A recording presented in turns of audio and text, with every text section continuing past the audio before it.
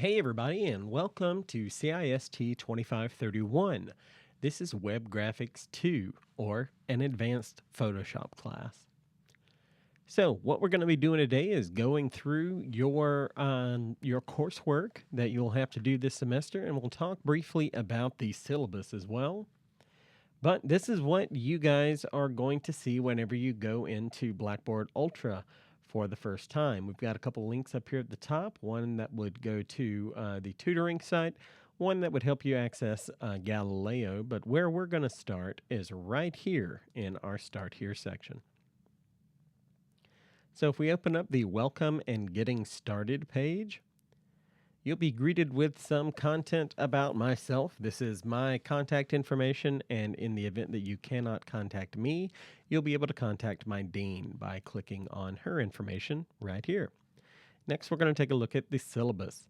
Now, if you would like to just follow along by clicking and reading here on the page, you can. That's all I'm going to use here. What I will do is just make mine full screen, and then we'll zoom in just a little bit on it. But okay, this is CIST 2531. It is an online-only class. That means that we're not going to be meeting anytime face-to-face. You guys are going to be working on the coursework, sort of at your own pace, but there are some hard due dates that we need to follow. The class is going to be open from today, the 13th, all the way through August 4th. The last day to withdraw from this class without anything being used against your financial aid is going to be June 4th. And I know everyone's going to be happy to hear this. There is no textbook for this class, so congratulations. Now you have one prereq here. You will have had to have completed Web Graphics 1 in order to be taking this class. Now, some course requirements. You will need the internet to take this course in order to complete and upload assignments and discussion boards. And you will need a copy of Adobe's Creative Cloud. So it says here, in the event that this should suddenly go from face-to-face to online only, this is an online-only class already. So you guys will need to have a copy of Adobe Creative Cloud in order to work on this. So for students, you actually get a pretty good discount on Adobe Creative Cloud. So if we look over here, if you go to adobe.com and then click on students and teachers up at the top, it'll take you to this page. But you will need to sign up as a student, and you'll be able to get the full Creative Cloud suite for $19.99 a month for the first year. After the first year, that price will increase, but it's still going to be a discount well under the normal or the standard price of Adobe. Now, if you are unable to get a copy of Photoshop, you may need to make other arrangements. Depending on the semesters, I don't really have time to have students come into the classroom outside of normal class time. So yeah, getting a copy is going to be your best bet. Now, going back to our syllabus.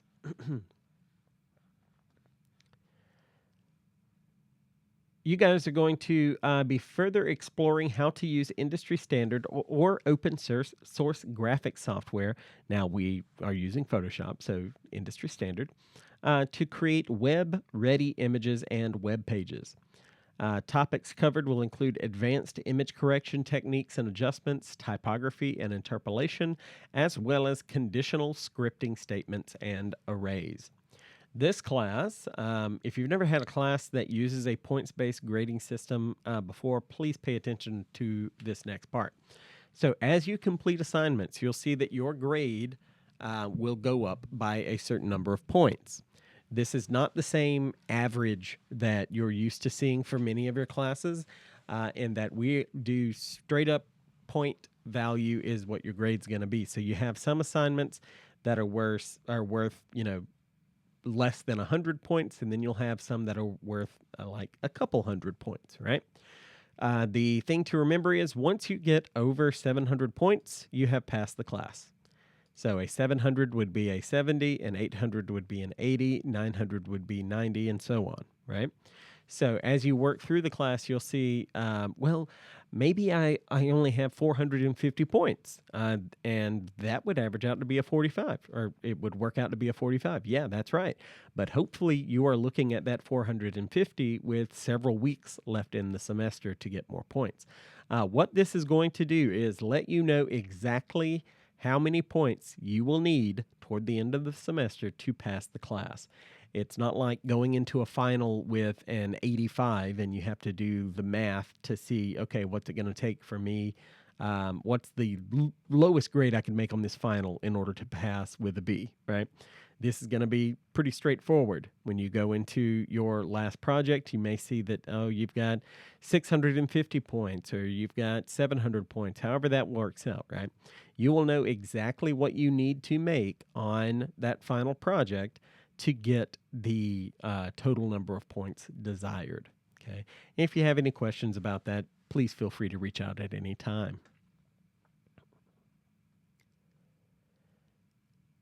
So the attendance and makeup policy, this is an online course. You are mandated to actually participate in the course. Yeah, if you agree to take it, you need to participate in the course. If you need to reach out to me, you can reach me at my email address, john.patton@wiregrass.edu, or through text using the Remind or SMS feature at any time.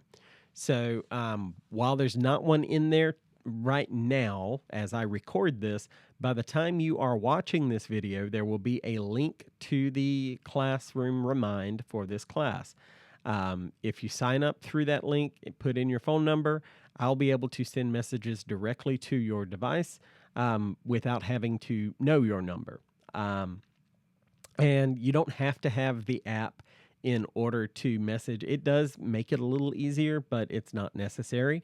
So what you'll do is if you do not have the app, when you click on that link, you can opt to text the course code to Remind, and it will start texting your phone number.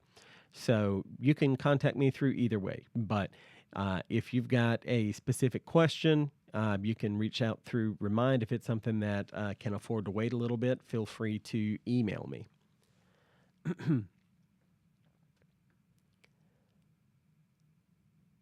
You guys are required to log into each course within the first 3 days. So today is the 13th, so that counts as a day. Tomorrow will be the second day. By the end of the day on the 15th, you will need to confirm your course enrollment, or else you will be dropped from the class. And attendance is demonstrated through active participation. That means you are messaging me, you are consulting with your class, you are completing assignments. That is what we count as attendance, is active participation. It's not just logging on to Blackboard and checking your messages and logging out of Blackboard.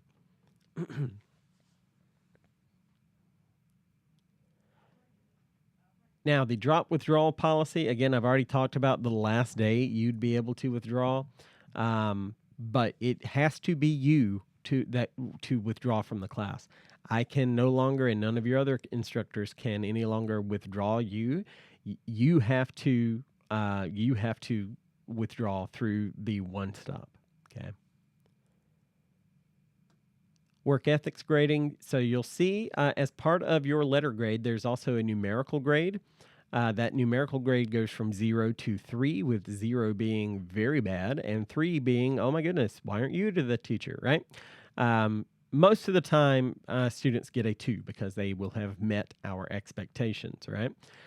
What we are looking for when we provide these work ethics grades are these 10 work ethic traits.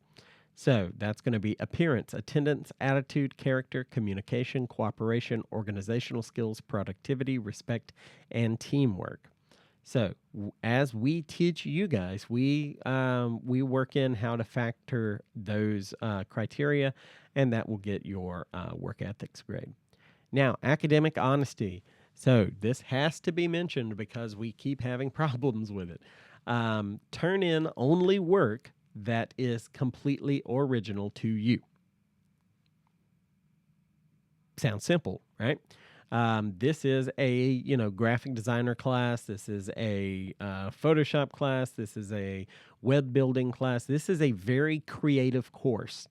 And for you to cheat during this class is you admitting that you lack in creativity, or you are deficit in in one of the areas for work ethics. Okay, so if you are caught cheating, and in this class, cheating can be done by using other people's work, not attributing work that you use. So there may be times where I allow you to use images found online. Use royalty-free images. Don't just Google search and copy something from Getty. That's going to be seen as plagiarism or academic dishonesty. Okay. And finally, students caught in violation will receive a 0 on that related coursework. Now, that's going to be students who both cheated and any accomplices if they are enrolled in this class. Okay, so if you let someone cheat off of your work, you both would get 0s if caught. Classroom accommodations. So Wiregrass is committed to assisting students with documented specific learning disabilities, attention deficit hyperactivity disorder, visual, hearing, mobility, psychiatric, and other health impairments. If this applies to you as defined by the Americans with a Disability Act, you may be eligible for services. So if that applies to you, please reach out to one of these three: Katrina Royal, Kayla Zachary, Shannon McConaughey. And if you need more information, you can click on this link here. Now, grade appeals and grievances. So, students wanting to make a complaint about a grade or grievance should first discuss the matter with their instructor. Students must write a written appeal with the instructor within 10 business days from the date the student learned or reasonably should have learned of the grade or other action complained of. If the appeal is for a final grade, the student should complete the appeal within the first 2 weeks of the semester following the term in which the grade is questioned. So my advice to you guys, if you are appealing a grade, do not wait until the end of the semester. If you feel like something is, out of line, immediately contact me. That way we can resolve it before the end of the semester, where we all have just a mountain of paperwork to do. Okay. Don't wait until the end of the semester to try to appeal your final grade. Those take a very long time to do. So if you've noticed anything throughout the semester, please try to take care of it as soon as possible. At the end of the term, you are going to be asked to complete a student evaluation.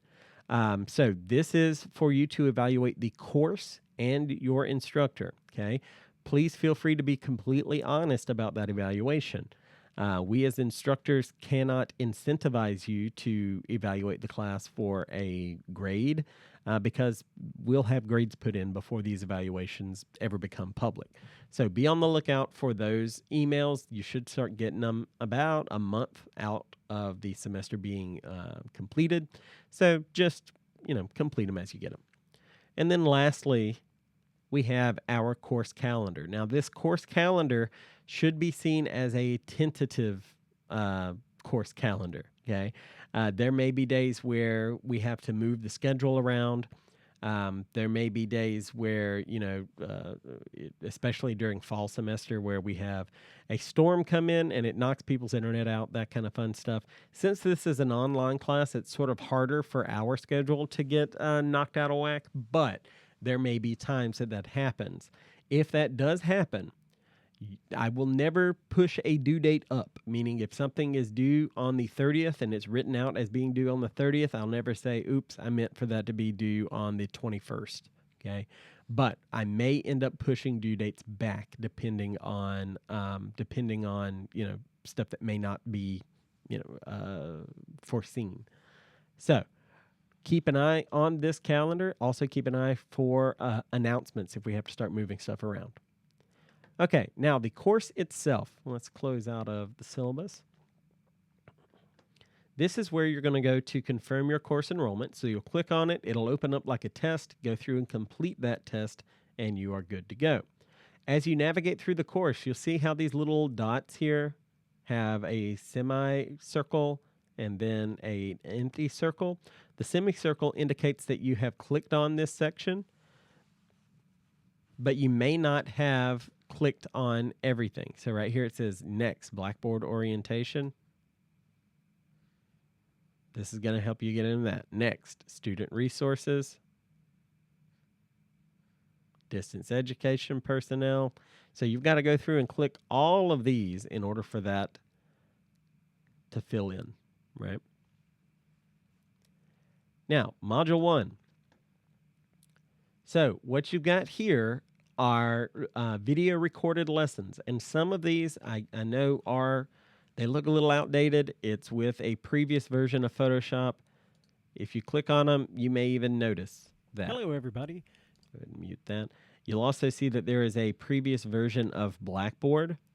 Now, even though there's a previous version of Blackboard, previous version of Photoshop, the method by which you'll go through to complete these will be pretty much the same. So we don't have to swap out this video just yet. Now, there may be some that we do need to swap out. It is important that you watch all of these videos. There will be questions that get answered in those videos that you may have whenever you're working on the projects themselves. Okay. If we go through, you'll see that each of these modules have at least one video in them. Some videos are shorter than others. I think the longest one is this one for creating cinemagraphs. I think it's about an hour. Yep. And you can see that it was recorded a lot longer ago. This one was recorded in 2019. So this may get updated, okay? So if you're going through checking stuff out now, just know that these might get moved around a little bit. Okay, now your final project. You are going to be creating a multi-page, visually dynamic and professionally styled website for a fictional summer camp for kids. The site needs to capture the spirit of outdoor fun, so think cabins, canoeing, hiking, and campfires, while demonstrating your mastery of web graphics and Photoshop techniques learned throughout this course.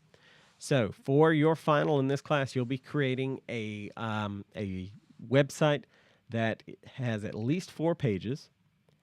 And you'll have certain requirements. So you'll need to create a logo. You'll need to create an animated GIF, a cinemagraph. The navigation elements will be that header and that footer. And everything needs to be interactive. So images will open up in their own pages. Each page you'll be able to click on and pull up that page. All of these websites you'll also be exporting an HTML package for. And those will be in the individual videos, okay? So if something has to, be clicked on in order to be graded, that's going to have an HTML package with it. You'll also see that these projects have rubrics assigned to them. So this says this item's graded with a rubric. If you click on the rubric, you'll be able to see it. You'll be able to see all of the grading criteria for that rubric.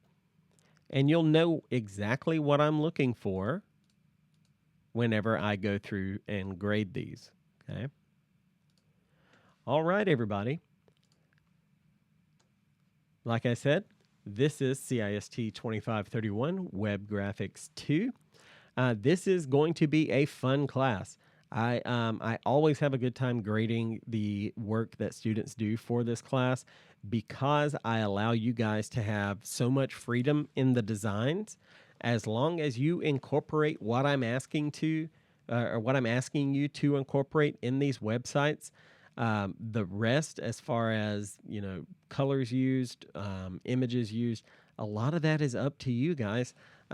Because I want your personality to shine through these assignments, okay? That's one of the benefits of being in an art program like this, is that you get to put so much of yourself in your work. I believe the only other thing you get to put quite as much of into your work is if you're taking literature classes and you're writing stories. That's what we're doing. We are telling stories visually, okay?